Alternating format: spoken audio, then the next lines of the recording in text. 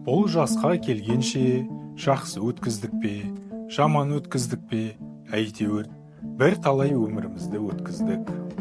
Алыстық, жұлыстық, айтыстық, тартыстық, әурешілікті көре-көре келдік.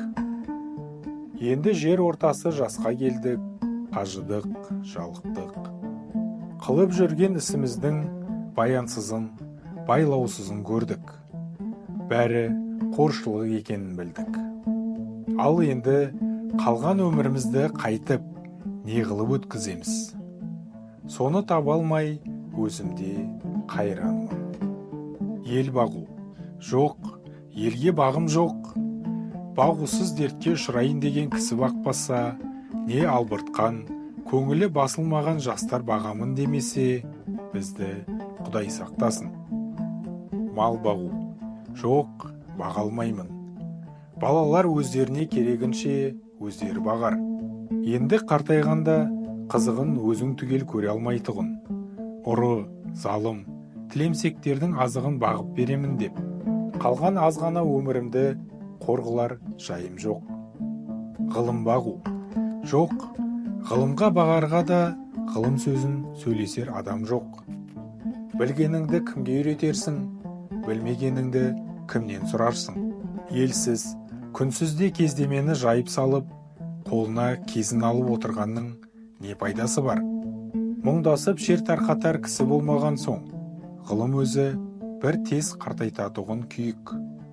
Софылық қылып дін бағу жоқ, ол да болмайды. Оғанда тыныштық керек, не көңіліңде, не көрген күніңде бір тыныштық жоқ.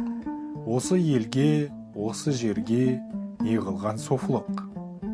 Балаларды бағу жоқ, баға алмаймын. Бағар едім, қалайша бағудың мәнісін де білмеймін. Не болсын деп бағам, қай елге қосайын, қай харекетке қосайын. Балаларымның өзіне ілгері өмірінің, білімінің пайдасын тыныштықпенен керерлік орын тапқаным жоқ. Қайда бар, не қыл дерімді біле алмай отырмын. Не бол деп бағам, оны да ермек қыла алмадым. Ақыры ойладым, осы ойыма келген нәрселерді қағазға жаза берейін. Ақ қағазбен қара сияны ермек қылайын. Егер кімде-кім ішінен керекті сөз тапса, жазып алсын. Я оқысын.